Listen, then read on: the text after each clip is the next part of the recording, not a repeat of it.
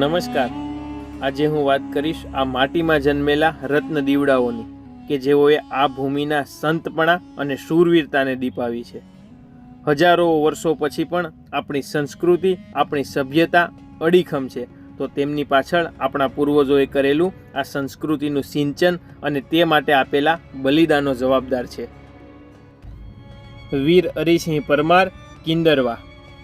કહેવાય છે કે બલિદાનની વાત આવે ને ત્યારે રાજપૂતોએ કોના માટે અને ક્યારે આપવું એ કદાપી જોયું નથી।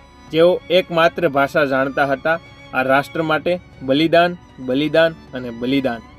આ વાત છે વેરાવળ તાલુકાના કિંદરવા ગામની કે જ્યાં પોતાના લગ્નના દિવસે મીંઢોળ બંધો મરદ હરિસિંહ પરમાર ગાયો માટે થઈ અને ધીંગાણે ચડે છે। અનેક દુશ્મનોને મારી પોતે લડતા લડતા શહીદ થાય છે। લગ્ન થઈ અને હજી સાસરે પગ પણ ન મૂક્યો હોય એવા બારડ રાજપૂતના દીકરી અમરબાને આ વાતની જાણ થાય છે અને પોતે પણ સતી થાય છે।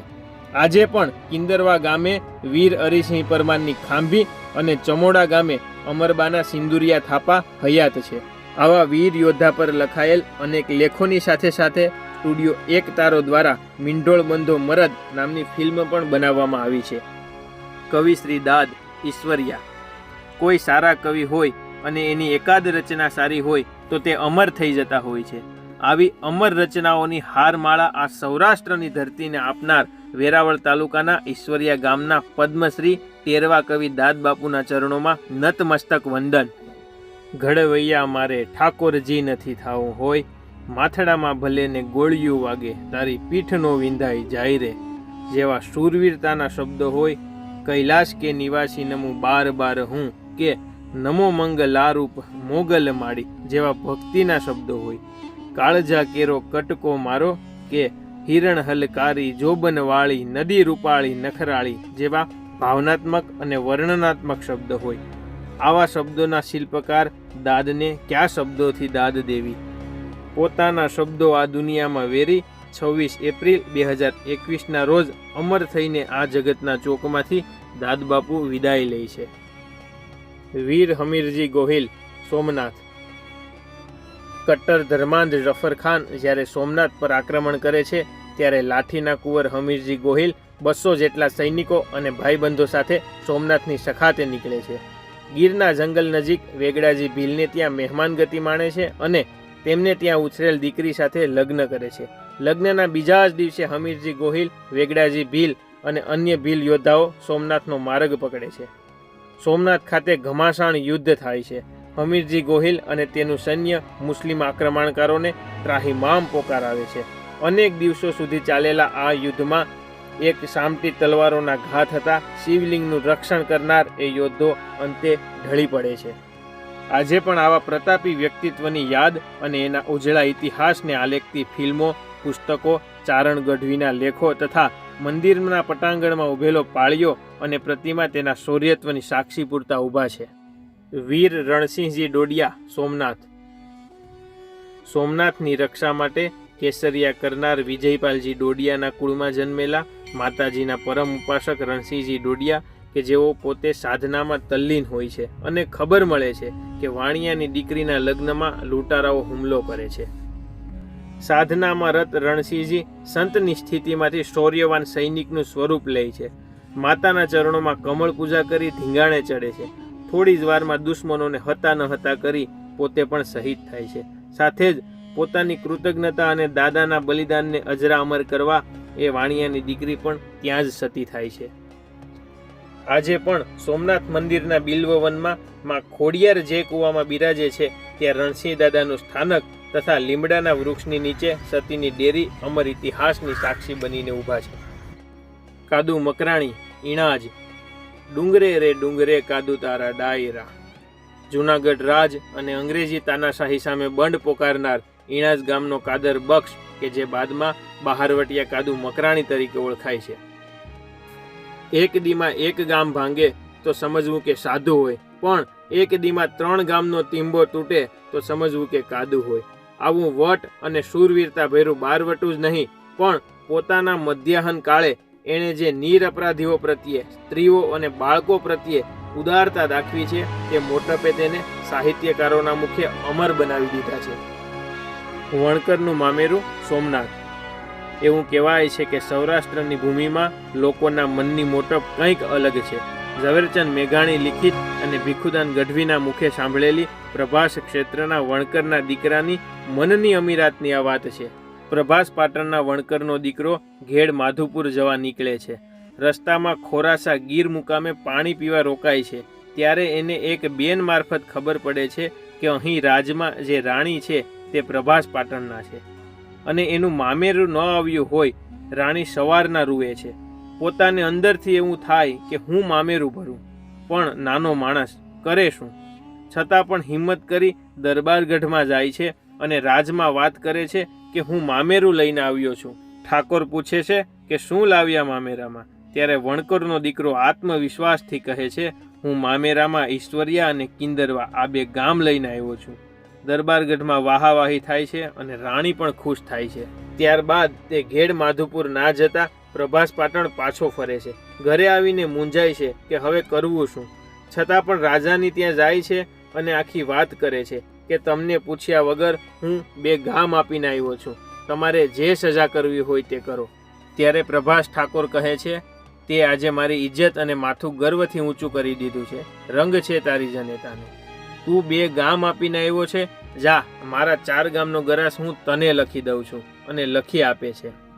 એવું કહેવાય છે કે ત્યારબાદ ઘણા વર્ષો સુધી, લગભગ આઝાદી સુધી આ 4 ગામનો ગરાસ વણકર પરિવાર પાસે હતો. આવી શ્રેષ્ઠતમ સમરસતાના ઉદાહરણો આ ક્ષેત્રમાં આજથી સદીઓ પહેલા પણ જોવા મળતા. શ્રીબાઈ માતાજી આશ્રમ તાલાળા. પ્રજાપતિ સમાજમાં પિતા રિદ્ધેશ્વર અને સેજુ માતાના કુખે અવતાર લઈ ભક્તિની કીર્તિ વધારનાર શ્રીબાઈ માતાજીની જગ્યા સોમનાથ જિલ્લાના તાલાળા તાલુકામાં હિરણને કાંઠે હજારો વર્ષોના ઇતિહાસને જોતી ઊભી છે.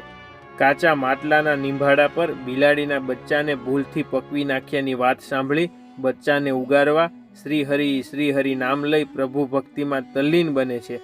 નિંભાડો જ્યારે ખોલવામાં આવે છે ત્યારે 5 ઘડા કે જે કાચા રહે છે તેમાંથી બચ્ચા જીવતા બહાર આવવાની અલૌકિક ઘટના બને છે. સમગ્ર ભારતમાં ખ્યાતિ પામેલ આ પવિત્ર જગ્યા આજે પણ શ્રદ્ધા, ભક્તિ અને પરોપકારનું ત્રિવેણી સંગમ બની ખૂબ વિકાસ પામી રહ્યું છે. વીર દાનો ઢોલી મંડોર. એવું કહેવાય છે કે સૌરાષ્ટ્રની ધરતીના કોઈ પણ સમાજે બલિદાન આપવામાં ક્યારેય પાછીપાની કરી નથી. આજથી 300 વર્ષ પહેલા મંડોર ગામે 7 જેટલી દીકરીઓની જાન આવે છે. પરણીને પાછી જતી જાન પર હિરણની ભેખડોમાંથી લૂંટારાઓ ત્રાટકે છે. એ સમયે દાના નામનો ઢોલી કે જે જાન સાથે આવ્યો હોય છે એ વરરાજાની તલવારથી લૂંટારાની ટોળકીને ખેદાન મેદાન કરી મૂકે છે. લૂંટારાઓને ખબર પડે છે કે જો આ જીવતો રહ્યો તો આપણે કોઈ બચવાના નથી. એક સામટા લૂંટારાઓ દાના પર તૂટી પડે છે અને વીર દાનાનો દેહ હિરણની ગોદમાં ઢળી પડે છે. એવું કહેવાય છે કે કાળને કંપાવે તેવી ગોજારી રાતના દાના ઢોલીના મરસિયા આજે પણ ત્યાં સંભળાઈ રહ્યા છે. મંડોર ગામની સીમમાં આજે પણ 1700ની સાલમાં બનેલી દાના ઢોલીની ખાંભી અને વાલબાઈ નામની ક્રાંતિકારી મહિલાએ બંધાવેલી ડેરી હયાત છે. જેસાબાપા આહિર વિરોદર. પ્રાચી તીર્થ ક્ષેત્ર સાથે જોડાયેલ આહિરની ઉદારતાની આ વાત છે. નવાબશાહીના એ જમાનામાં પ્રાચી સરસ્વતી નદીના કુંડમાં ડૂબકી મારવા માટે પણ વેરો આપવો ફરજિયાત હતો. એ સમયે સમૃદ્ધ અને ગામના પટેલ ગણાતા જેસાબાપા અને તેના ભાઈ કાનાબાપા એ પ્રાચી આવે છે. નવાબના પસાયતાને કહે છે, 1 દિવસના કેટલા રૂપિયા થાય અને જે થાય એ મારી પાસેથી લઈ લેજે, પણ આ ગરીબ લોકો પાસેથી 1 રાતી પાઈ પણ લેવાની થતી નથી. આ વાતની નવાબને ખબર પડે છે. તે જેસાબાપાને બોલાવીને કહે છે, આપની ઉદારતાથી મારી છાતી ગજ ગજ ફૂલે છે અને મારી પ્રજા આવી ઉદાર હોય તો હું શું કામ પાછો પડું. જાઓ, આજથી જેસાબાપા આહિરના નામે પ્રાચી કુંડનો વેરો કાયમ માટે માફ. જેસાબાપાના નામે કરેલ વેરા માફની તકતી એ નવા કુંડના રિનોવેશન સુધી ત્યાં હતી. ઉપરાંત પાછલા જીવનમાં પણ જેસાબાપા ઉદારતા દાખવી પોતાની ઘણી જમીન લોકોને દાનમાં આપે છે. પૂંજા ભગત ખેરા. સૂત્રાપાડા તાલુકાના ખેરા ગામમાં જન્મેલા પૂંજાજી ચૌહાણ કે જેઓ બાળપણમાં કુસંગ થતા અવળે માર્ગે ચડે છે. ત્યારબાદ પ્રાચી સ્થિત માધવરાય ભગવાનના સંત શ્રી લક્ષ્મણદાસ બાપુ પાસેથી દીક્ષા લઈ પૂંજા ભગત બને છે. અનેક પરચાઓ પૂરી જીવતા સમાધિ લઈ લોકોની આસ્થાનું કેન્દ્ર બને છે. એવું કહેવાય છે કે તેના પ્રભાવથી આ ગામની સીમમાં સિંહ અન્ય કોઈ પશુઓને ક્યારેય પણ રંજાડતા નથી. હાલમાં ખેરા ગામમાં તેની સમાધિ પર સુંદર મંદિર બંધાવેલ છે, જ્યાં લોકો ખૂબ જ આસ્થાથી અને શ્રદ્ધાથી માથું નમાવે છે. વિરાંગના વેજીમાં આહિર લોઢવા. અમદેશની એ આર્ય રમણી અમર છે ઇતિહાસમાં. આ વાતને સાબિત કરતી ઘટના સૂત્રાપાડા તાલુકાના લોઢવા ગામમાં બને છે.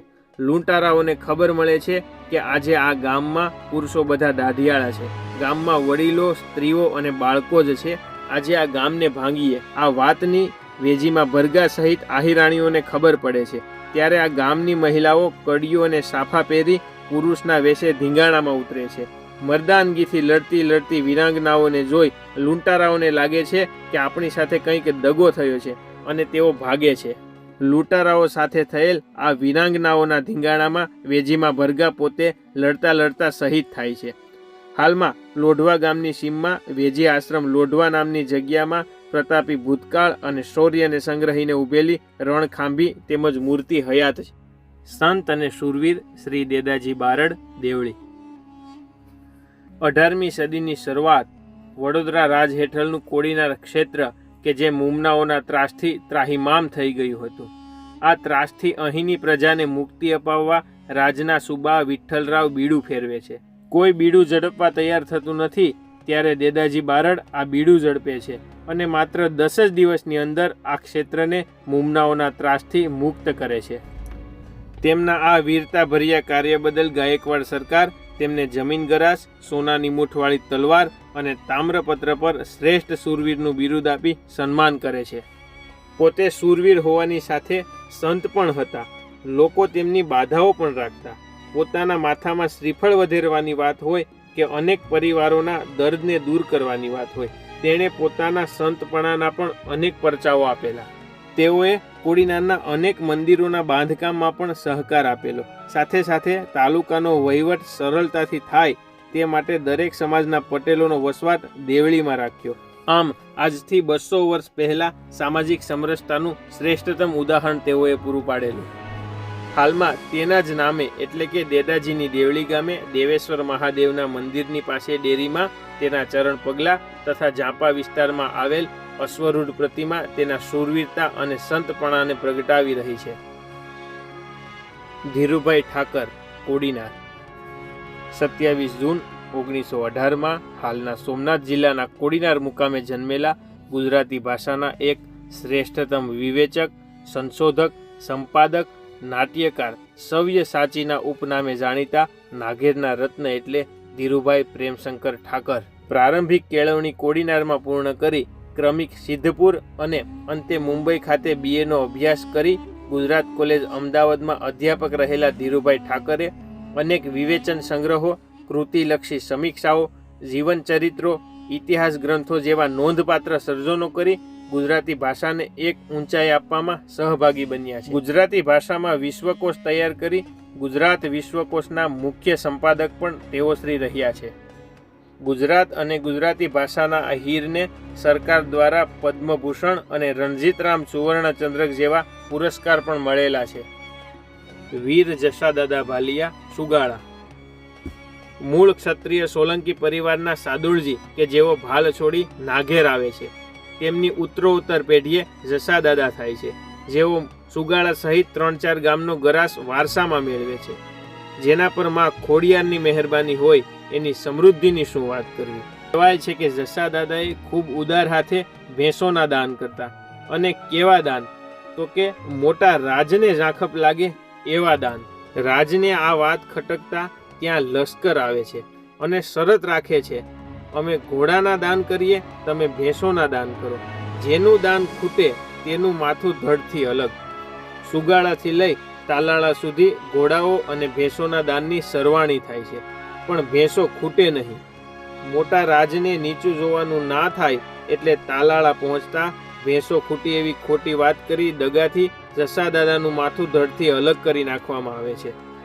આજે પણ સુગાળા મુકામે સિંગવડા નદીના કાંઠે જશાદાદાની જગ્યા તથા તાલાળા હિરણને કાંઠે તેની શીર્ષ ખાંભી અને પાછળથી સતી થયેલ 2 બહેનોની જગ્યા આ દાનવીરની વાતો કહેતી અડીખમ ઊભી છે. કાંધલજી દાહીમા, શરમણ બાપા રબારી, દીપચંદજી શેઠ અને ઢોલી. આજથી સૈકાઓ પહેલાં થયેલા ધીંગાણાની આ વાત છે. જમનવાડા ગામના 3 સમોવડિયા ભાઈબંધ કાંધલજી દાહીમા, શરમણ બાપા રબારી અને દીપચંદજી શેઠ. એવું કહેવાય છે કે કાંધલજી અને શરમણ બાપાએ ગાયોને બચાવવા અનેક વાર ધીંગાણા ખેલેલા. વાણિયાના દીકરાની જાનમાં જતા લૂંટારાઓ ત્રાટકે છે. બંને યોદ્ધાઓ સાથે શેઠ પણ ધીંગાણે ચડે છે અને બહાદુરીપૂર્વક લડતા લડતા શહીદ થાય છે. ઢોલી ધીંગાણામાં પાછી પાની ન કરતા ઢોલ વગાડવાનું ચાલુ રાખે છે અને બંને યોદ્ધાઓ માથા વાઢવાનું ચાલુ રાખે છે. શરમણ બાપા અને ઢોલી ધરતીની ગોદમાં ઢળી પડે છે. અંતે બોડીદરની સીમમાં કાંધલજીનું મસ્તક કપાય છે અને ધડ લડતા લડતા ફાફણી ગામે શાંત થાય છે. સમયાંતરે મુગલ સૂબો હાહાકાર મચાવતો અહીંથી પસાર થાય છે ત્યારે કાંધલજીના પાળિયાને ખસેડવા પ્રયત્ન કરે છે. દાદા તેને પોતાનો પરચો આપતા સૈનિકોની કાંધ મરડાય છે. આથી તેઓ પાળિયાની માફી માંગી ત્યાં દેરી બંધાવે છે અને પોતાનો માર્ગ બદલે છે. આજે પણ બોડીદર ગામની સીમમાં 4 યોદ્ધાઓની મોટી દેરી અને ફાફણી ગામ કે જ્યાં ધડ શાંત થાય છે ત્યાં 4 યોદ્ધાઓના પાળિયાઓ અને મુસ્લિમ બાદશાહે બનાવેલ દેરીના અવશેષો હયાત છે. આ જગ્યાને પુરાતત્વ ખાતા દ્વારા પણ સુરક્ષિત કરવામાં આવી છે. વીર આહિર દેવાયત બોદર, બોડીદર. આશરા ધર્મની ટોચ અને સમગ્ર સૌરાષ્ટ્રના ખમીરને ઉજાગર કરતી ઘટના એટલે આહિર દેવાયત બોદર અને આહિરાણી દ્વારા પોતાના પુત્ર ઉગાનું બલિદાન. એવું કહેવાય છે કે સોલંકીઓ જ્યારે જુનાળા પર કબજો કરે છે ત્યારે સોમલદે નામના રાણી રાના કુળદીપકને વડારણના હાથે દેવાયત બોદરને સોંપે છે અને દેવાયત બોદર પણ કોઈ પણ સંજોગોમાં જૂનાગઢની ગાદી સમય આવ્યે રા નૌઘણને સોંપવાની પ્રતિજ્ઞા લે છે. પોતાનો દુશ્મન આહિરના ઘરે ઉછરે છે આ વાતની ખબર પડતા સોલંકીઓ દેવાયત બોદરને બોલાવે છે. બોદર ત્યાં જઈ મગનું નામ મરી નથી પાડતા. આથી રા નૌઘણને તેડાવવાની વાત આવે છે. ત્યારે દેવાયત બોદર કાગળ લખે છે અને જેમાં લખે છે રા રાખીને વાત કરજો. આહિરાણી આ વાતને પામી જાય છે અને રા નવઘણના બદલે પોતાના દીકરા ઉગાને બલિદાન માટે મોકલે છે. એટલું જ નહીં, જૂનાગઢ દરબારમાં સતના પારખા માટે દેવાયત બોદરના હાથે પોતાના જ પુત્ર ઉગાની કતલ કરાવે છે. પોતાના મૃત પુત્રની આંખો પર આહિરાણીને ચાલવા ફરજ પડાવે છે. પતિ પત્ની હસતા મોઢે પોતાના પુત્રનું બલિદાન આપી રાના કુળદીપકને ઝળહળતો રાખે છે. બોડીદર ગામે આ ઘટનાને ઉજાગર કરતું સ્થાનક તથા સ્મારકો આવેલા છે. ઉપરાંત સૌરાષ્ટ્રના અનેક ગામડાઓમાં વીર આહિર દેવાયત બોદરની મૂર્તિઓ પણ મૂકવામાં આવી છે. સાથે સાથે આ અલૌકિક ઘટના અનેક ફિલ્મો અને પુસ્તકોમાં પણ કંડારાયેલી છે. સંત શ્રી વીરા ભગત ડોળાસા. સોરઠના વિખ્યાત સંતોમાં જેમની ગણના થાય છે એવા સંત શ્રી વીરા ભગતના ચરણોમાં કોટી કોટી વંદન. પૂજનીય સામલદાસ બાપુના શિષ્ય એવા વીરા ભગતે 11 વર્ષની ઉંમરે જ આધ્યાત્મિકતાની ખૂબ ઊંડી સમજ કેળવી હતી. આ ઉંમરથી લઈ જીવન પર્યંત સંતપણાના હજારો પરચાઓ આપી 80 વર્ષની ઉંમરે યોગબળ દ્વારા સ્વૈચ્છિક દેહ ત્યાગ કરે છે. ડોળાસા ગામે આજે પણ વીરા ભગતની જગ્યામાં ખૂબ મોટું મંદિર આવેલ છે તથા હજારો લોકો ત્યાં દર વર્ષે માનતાઓ લઈને આવે છે. ઉપરાંત વીરા બાપાના સમગ્ર જીવન વિશે લેખક શ્રી ભાણાભાઈ દ્વારા સોરઠી સંત વીરા ભગત નામનું સુંદર પુસ્તક પણ લખવામાં આવ્યું છે. વીર વેગડાજી ભીલ, દ્રોણ.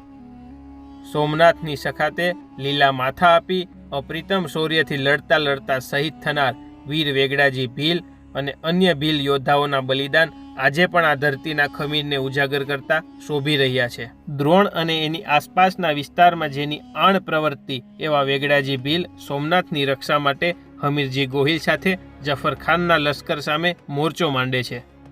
આ યુદ્ધમાં અનેક ભીલ યોદ્ધાઓ ભગવાન સોમનાથની રક્ષા માટે પોતાના પ્રાણની આહુતિ આપે છે. વીર વેગડાજીની વાતોનું વર્ણન અનેક સાહિત્યકારોના મુખે કંડારાયેલું છે.